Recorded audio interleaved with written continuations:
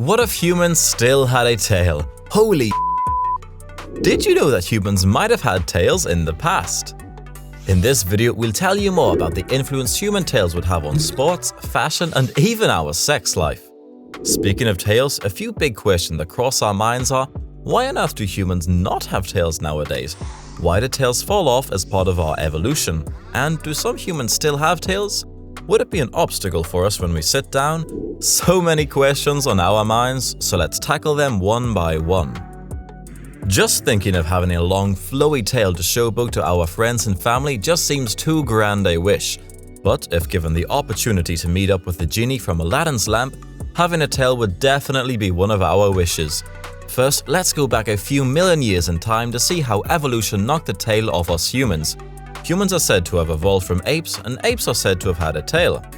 According to Bo Shire, a graduate student from NYU Grossman School of Medicine, around 20 million years ago the apes underwent a gene mutation that resulted in the tail no longer being a part of their body.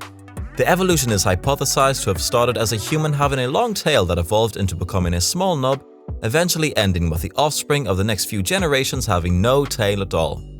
Bo's intense research led him to discover a gene that was a total game changer in developing the entire hypothesis, the TBXT gene.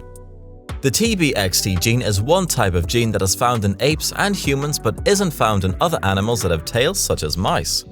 Bo Shire looked into exploring what this gene could do with respect to tail development and conducted various experiments on mice embryos that were genetically modified. A theory was developed based on this gene, and that was quite an accomplishment. Welcome back to the Y Factory. If you liked the video, please smash the like button. So far, research scientists have discovered around 30 genes that help aid tail development. They have further stated that one or more of these genes probably would have mutated long ago, resulting in us having no tail to brag about. So that's why we don't have tails anymore. But that raises even bigger questions, such as what were the benefits of us losing a tail back then? Was the tail a bigger bane than a boon? Well, scientists are still working on finding answers to such questions. Now, here's another quick question. What is a tailbone and what is its purpose? Well, the tailbone, also known as the coccyx, is a triangular ensemble situated at the bottom of the spine right under the sacrum. Just like its name suggests, it is a true representation of a vestigial tail, signifying that we all had some sort of tail at some point in time. As for the functionality of the coccyx, it helps one balance themselves and supports their weight, especially while they sit. The coccyx portion undergoes a lot of pressure when one reclines on a sofa or a seating that comes with a backrest. The tailbone isn't as useful to us now as opposed to the different species that existed as a part of the various stages of human evolution. On the lighter side, imagine how awesome life would be with tails. The way we walk, sit, and generally balance our body would totally change in this scenario, which would in turn affect the way we play sports and do our daily duties. Furthermore, it would bring about a lot of safety too. Imagine someone trying to attack you from the back and them encountering your tail before they can harm you in any way. Swatting away flies and other insects would also be a major bonus. Insects and fiends better watch out. But this would come with disadvantages too. A broken tail could generate the same amount of excruciating pain a broken finger would.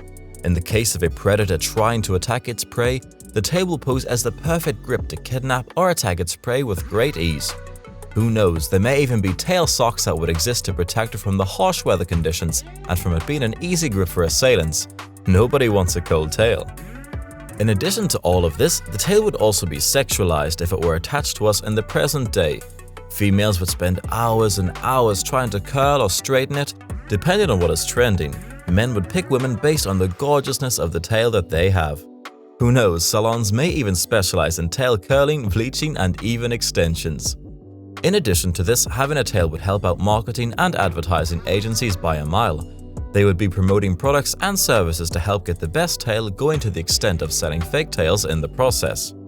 Our hands are commonly used as a way of signaling or showcasing our body language in a way that is in sync with the message that we wish to speak. Tails would replace hands, and the world of etiquettes and gestures will be completely transformed. The swishing of tails in front of elders would be considered bad manners, while holding each other's tails could be a form of public display of affection or simply a parent trying to keep their child on a leash, preventing them from getting lost. Imagine going to school or a public library one day and a teacher or librarian replacing her regular way of hushing you all with her finger to the lips with her tail to the lips. Now, that would be something we would really like to see. The world of fashion would also be modified to create clothes that can accommodate a tail in it. Tail accessories will thrive in the market, with new trends erupting from time to time. Tail piercings would become a viral trend, and so would tail dyeing. To top that all off, punishment for crimes or illegal acts would also change. Pickpocketing and shoplifting would become easier, but the type of punishment to be given to the assailant would also be equally harsh. These punishments could involve cutting off the tail of the guilty, hanging the guilty by the tail, and so on. Not going to lie, but that really does sound quite excruciatingly painful. Let's take a step back from the disadvantages and hop onto some fun advantages. When it comes to fun and leisure aspects, having a tail would be a complete game changer. Adventure sports would incorporate activities that require the tail to be used. This could include integrating activities such as ziplining, rafting, hiking, trekking, and many more to use the tail more than using the hands and legs. Which reminds us, using the monkey ball would be way more fun and easier using it with a tail than with our arms. We live in a world where everyone seems to be pulling off pranks on their friends, family, or simply just the public. Having a tail would make playing pranks so much fun. Tickling a friend with a tail, for instance, will surely be quite intense as compared to when it was done with the hand. Just thinking about it makes us feel ticklish. Speaking of pranks, kids are the ones who are most notorious of the lot, even though they act all innocent after doing something that they weren't supposed to. For instance, fighting and slapping their sibling with the tail. That sure will incur more pain as opposed to a regular fist fight. So, do humans in today's world have tails? In normal cases, humans do not have tails.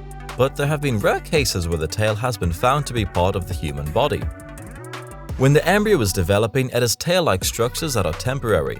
As the embryo develops, it disappears and ceases to exist. The reason behind its disappearance is due to the fact that it gets absorbed during fetal development to form the tailbone. The cases where a child has been born with a small tail are fewer than 40, but research into this field is still being undertaken. An instance of such a case includes the birth of a child who was born with a tail. Once she turned 3 months of age, her 11-centimeter long tail was surgically removed. And yes, it was successful. Kudos to the medical team who dealt with that case. Coming back to reality, away from that make-believe world that we created for you, would you prefer to have a tail or remain the way you are? If you do wish to have a tail, what kind of tail would you like? Give us a list of your fantasies on what you would do with your tail in the comments section down below. We hope you had a great time with us today, and we can't wait to have you back on our channel real soon. But before you make haste, do drop our video a like, subscribe to the Y Factory, and tap the bell icon to always be in the loop on what's going on here. Sayonara peeps!